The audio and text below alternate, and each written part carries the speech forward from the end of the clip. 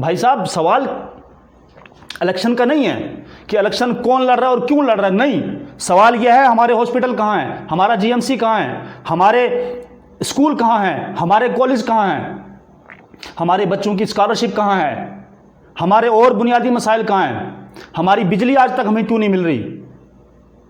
ये सवालात हैं। हमारे सुरनकोट के बाजार में अगर कोई चोरी हो जाती है, चोर नहीं पकड़ा जाता पुलिस से, क्यों? हमारे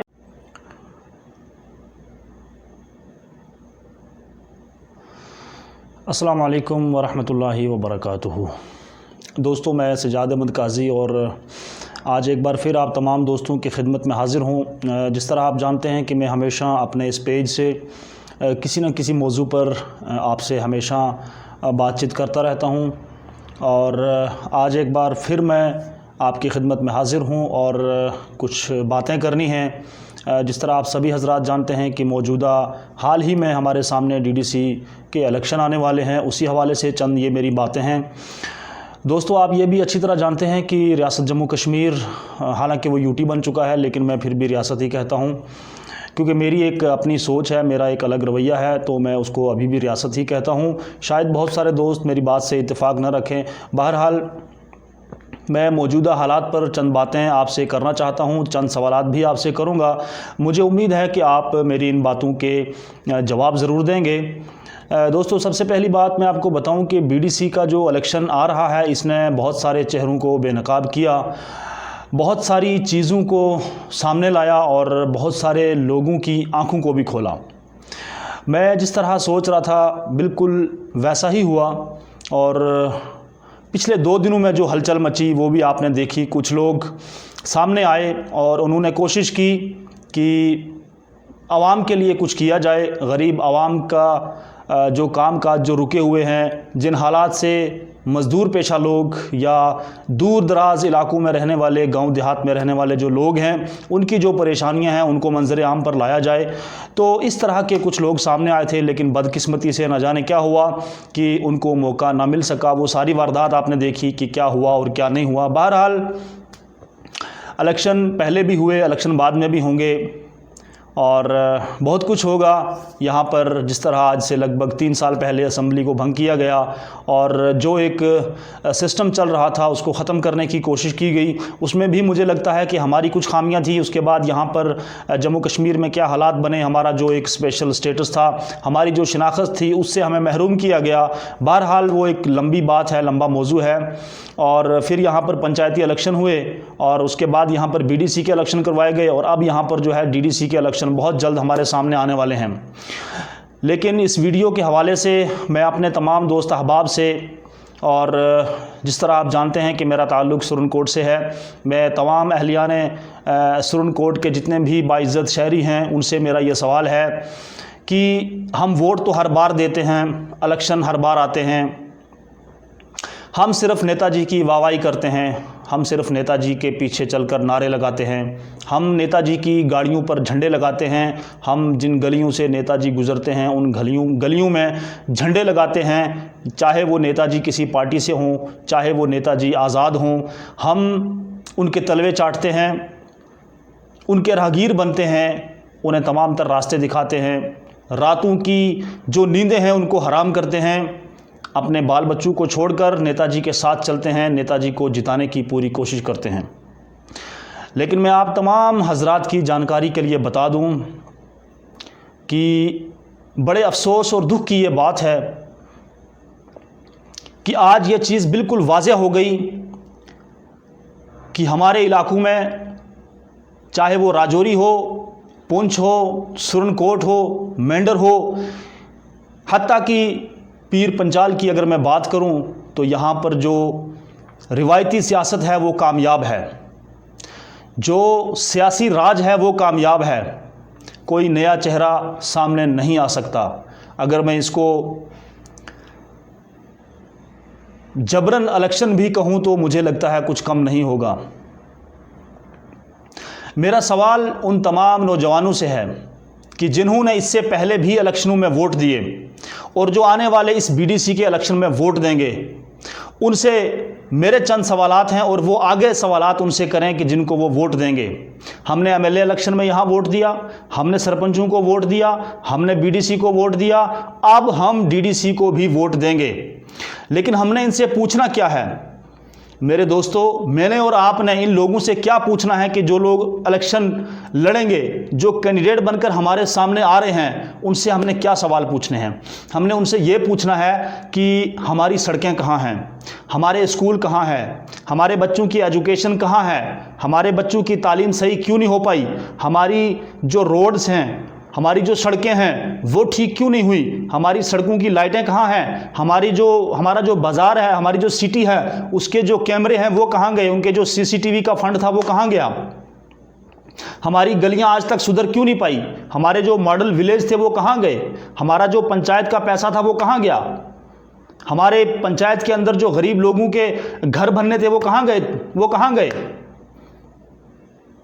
हमारे इलाके के अंदर लेबर कमिश्नर की तरफ से जो फंड आता है वो फंड कहाँ गया? ये चीज़ें कौन पूछेगा मेरे दोस्तों?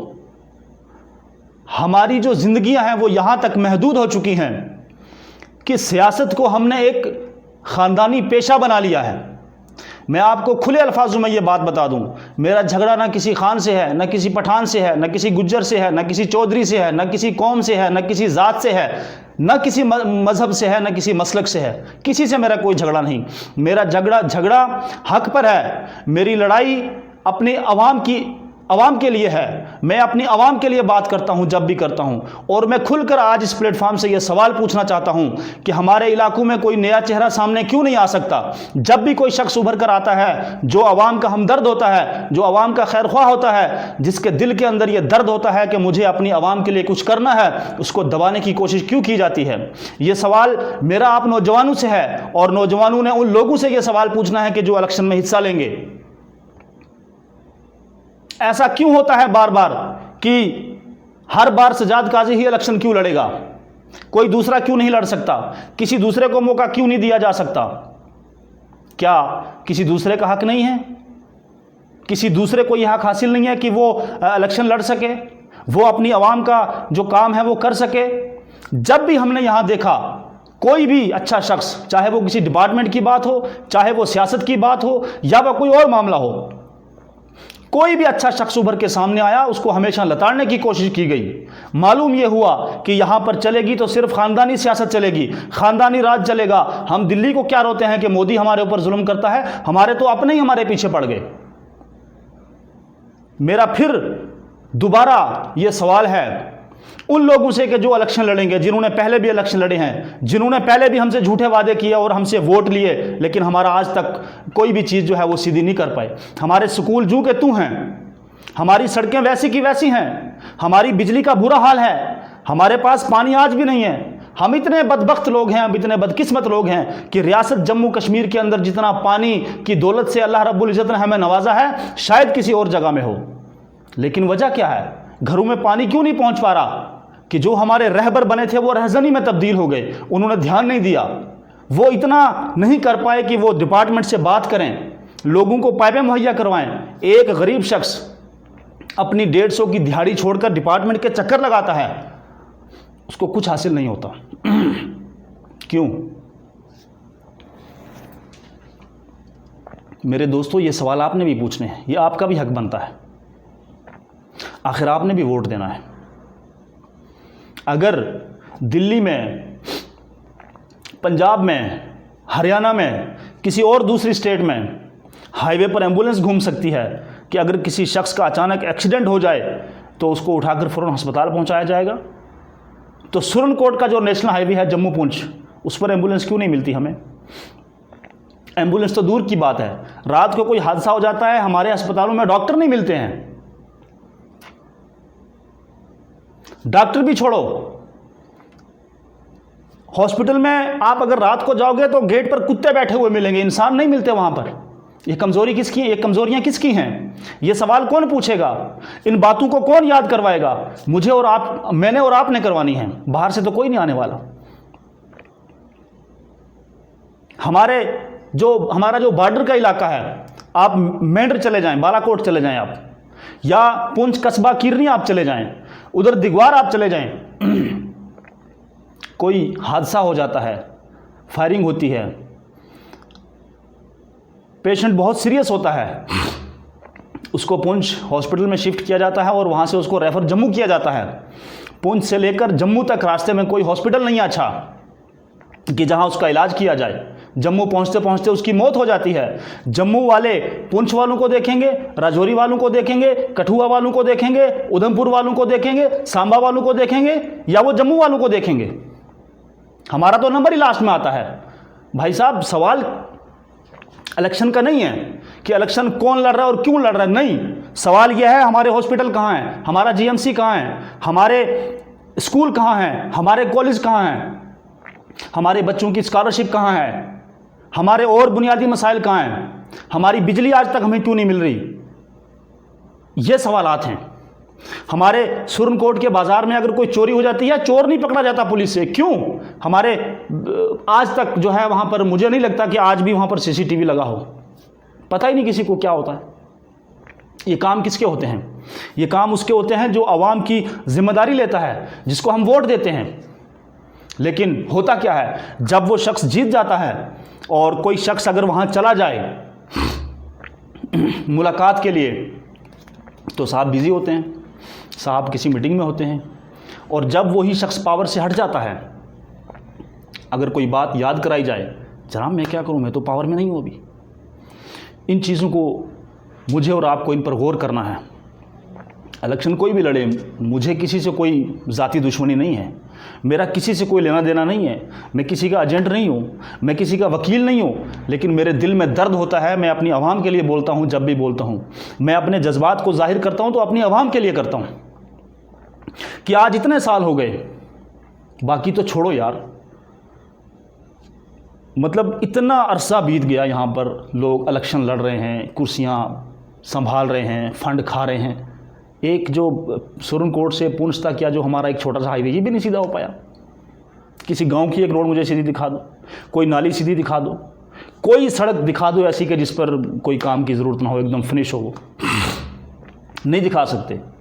अगर आप गांव का दौरा करेंगे, खुदा की कसम आपको स्कूलों की जो बिल्डिंगें हैं वो मलिया मेट मिलेंगी। वो ज़मीन कसम खाएगी कि यहाँ पर कभी कुछ बना नहीं था। टीचरों की तनख्वाहें चल रही हैं, लोगों के बच्चों की ज़िंदगियाँ ख़राब हो रही हैं, उनको क्या लेना देना, उनकी सैलरी आ रही है, गवर्नमेंट पे कर रही है, पूछने वाला कोई नहीं है ना। वीडियो लंबी हो गई, मेरे कहने का मकसद यही है कि आप जिसको मर्ज़ी वोट दें, मेरा कोई एतराज़ नहीं है। दो चीज़ों का ख्याल रखें। नंबर 1 कि कोई हमारे सामने नया चेहरा आना चाहिए, कोई नौजवान, कोई अच्छा काम करने वाला, कोई लिखा पढ़ा शख्स आना चाहिए जो इस आवाम के दर्द को समझे, जो यहाँ के जो मसाइल हैं उनको आगे पहुँचाए।